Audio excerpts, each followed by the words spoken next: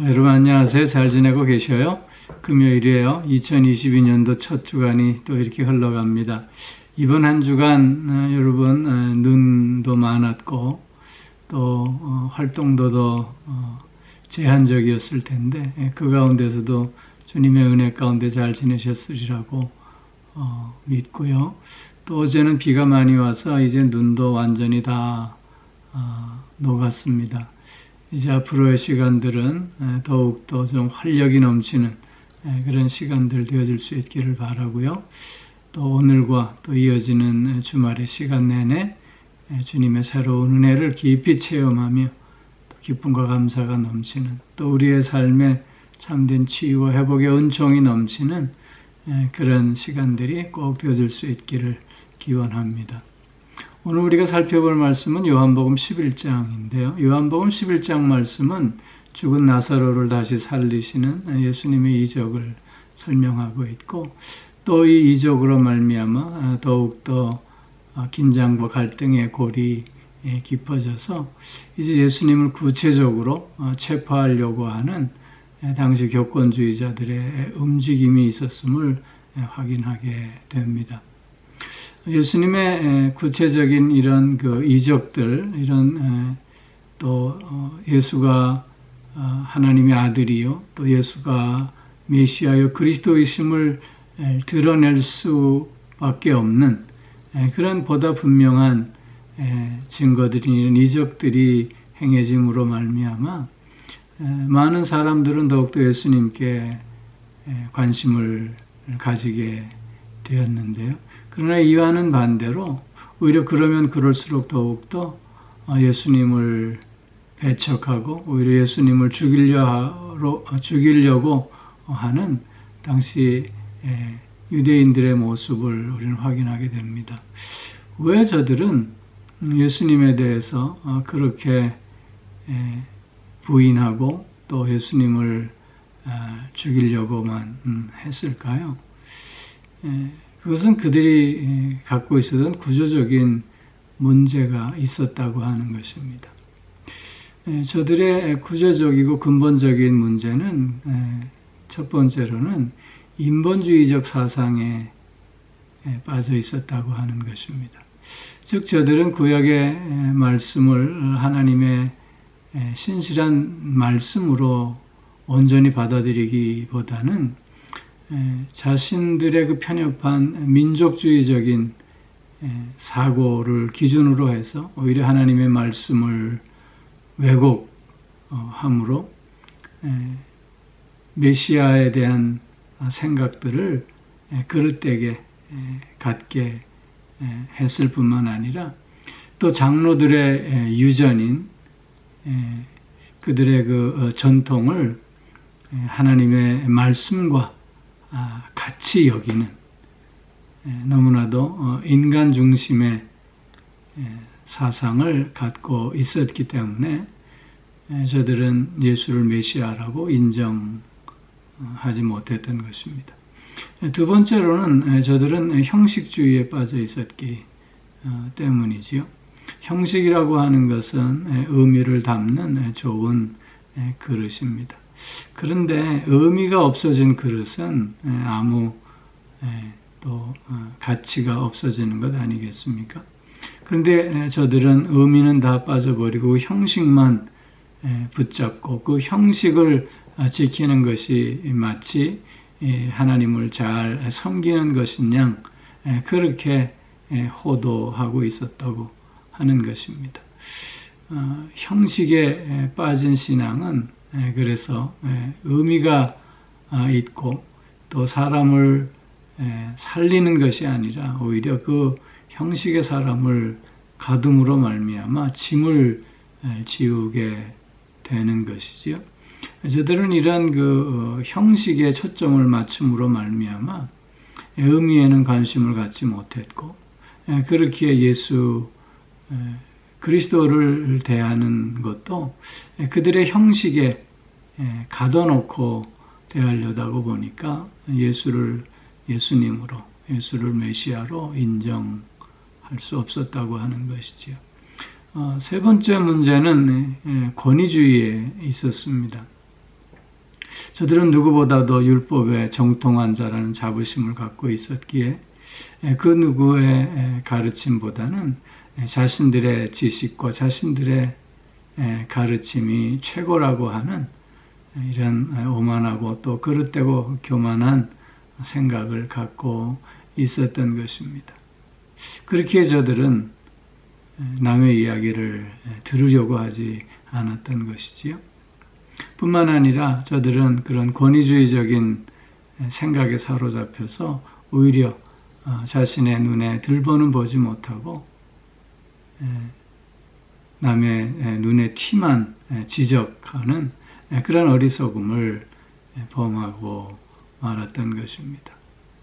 그렇게 예수님의 말씀에 대해서 저들은 귀를 막았기에 그 말씀으로 받아들일 수 없었던 것이지요. 마지막으로 저들이 갖고 있었던 또 하나의 문제는 세속주의였습니다. 즉 저들의 중요한 관심은 자신들이 지금까지 가져왔던 기득권을 어떻게 하면 더 강화시킬 수 있을 것인가, 어떻게 하면 이것을 빼앗기지 않을 것인가에 온 신경을 곤두세우곤 했었던 것이죠. 그렇게 예수님께서 저들의 권위를 깨버리는 말씀들을 하시자 자신들의 기득권을 빼앗으려고 하는, 또 자신들의 권위에 도전하려고 하는 자로 인식을 해버리고 말았던 것입니다. 저들은 진리가 무엇인가에 관심이 있기보다는 자기에게 유익한 것이 무엇인가, 자기가 이익을 얻을 것이 어떤 것인가에 먼저 관심을 갖게 되었던 것입니다. 그렇기에 예수님의 진리의 말씀보다는 오히려 자신의 유익을 지키기에 급급한 자들이었기에 예수님으로 영접할 수 없었던 것입니다. 이렇게 저들이 갖고 있었던 인본주의적인 사상, 또 형식주의, 권위주의, 또 이런 세속주의가 오히려 예수님이 메시아이심을 더욱더 강하게 드러내면 낼수록 예수님을 부인하고 예수님을 반대하고 죽이려고 더욱더 시도할 수밖에 없었던 것입니다. 저런 유대인들의 모습에 오늘 우리의 신앙의 모습은 참으로 자유로울 수 있는가를 우리는 오늘 하루 생각해 보아야 하겠습니다. 신앙의 연조는 길어가고 있지만 신앙의 깊이는 늘 그 자리에 머물러 있지 않을까. 또한 겸손함보다는 자신을 돌아보지 못하며 오히려 교만함 가운데 남을 비난하고 정죄하기를 즐겨하고 있지는 않는가. 섬기려 하기보다는 오히려 섬김을 받으려고 하고, 대접하려 하기보다는 대접받기를 더 좋아하고 있는 우리들의 모습은 아닌가. 하나님의 영광보다는 자신의 영광을 우선시하고 또 자신의 이익을 먼저 추구하고자 하는 그런 욕심에 사로잡혀 있지는 않는가. 하나님의 은혜를 사모하고 그 말씀에 집중하기보다는 우리 자신의 생각과 자신의 가치를 더욱더 앞세움으로 오히려 하나님의 말씀보다 내 생각을 더 우선하고 있지는 않는가. 우리가 생각해 보면서 만일 우리의 모습이 오늘도 이런 모습이라면 우리 또한 오늘의 저 유대인이 될 수밖에 없음을 생각할 수 있어야 하겠습니다. 사랑하는 성도 여러분, 우리는 하나님 중심의 삶, 하나님의 말씀 중심의 삶을 살아야 합니다. 겸손의 모습으로 하나님 앞에 늘 서 있는 자임을 고백하는 우리의 삶이 되어질 수 있어야 합니다. 경건의 모양뿐만 아니라 경건의 내용도 충실한, 그래서 참 의미가 있는 삶을 살아내야 할 줄로 믿습니다. 나의 영광보다는, 그래서 늘 하나님의 영광을 드러내는 우리의 삶이 되어져야 할 줄로 믿습니다. 오늘도 하나님 앞에 선 나의 모습을 확인하면서 더욱더 말씀으로, 더욱더 주님의 그 사랑과 은혜로 오늘을 살아가는 우리 모두가 꼭 되어질 수 있기를 주님의 이름으로 축원합니다. 기도하겠습니다. 사랑의 아버지 하나님, 당시 유대인들이 무엇 때문에 예수님을 영접할 수 없었던가에 대해서 살펴보았습니다. 아버지 하나님, 오늘 우리의 모습 속에 혹시 저들의 모습은 없는가 두렵습니다. 더욱 하나님의 말씀을 중심으로 하는 삶을 살아갈 수 있게 하여 주시오며, 늘 하나님 앞에 서 있음을 고백하며, 그래서 진실된 삶을 살아가는 우리들이 되게 하여 주시고, 늘 겸손함 속에서 남을 섬기고 또한 사랑으로 나아가는 우리들이 되어질 수 있게 하여 주시며, 뿐만 아니라 나의 영광과 유익이 아니라 오직 하나님의 영광만을 위해서 살아가는 우리들의 삶이 되게 하여 주시옵소서. 그래서 늘 우리의 삶 속에 하나님의 능력이 나타날 수 있게 하여 주시고, 예수 그리스도의 그 사랑과 온유와 겸손이 묻어날 수 있게 하여 주시옵소서. 사랑의 아버지 하나님, 오늘도 영육간의 강건함으로 붙들어 주옵시고, 우리의 가정들을 또한 믿음으로 지켜주시고 은혜로 지켜 주시옵소서.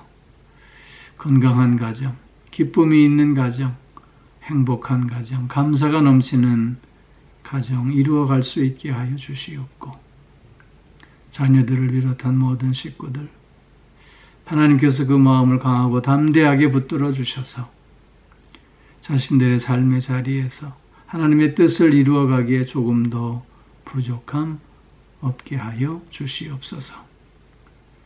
몸이 불편한 이들 하나님 불쌍히 여겨주셔서 참된 치유 회복의 은총을 온전히 누릴 수 있게 하여 주시고, 마음이 상해 있는 이들도 하나님 위로하여 주시는 가운데 그 마음과 그 생각을 바꾸어 주심으로 새 마음, 새 기쁨, 새 평안을 다시 회복할 수 있게 하여 주시옵소서.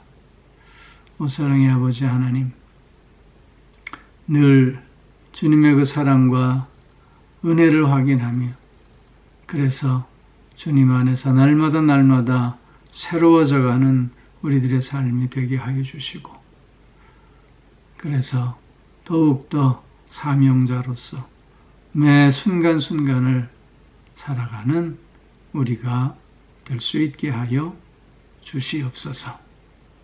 감사드리며 이 모든 말씀 우리 주 예수 그리스도의 이름으로 기도하옵나이다. 아멘.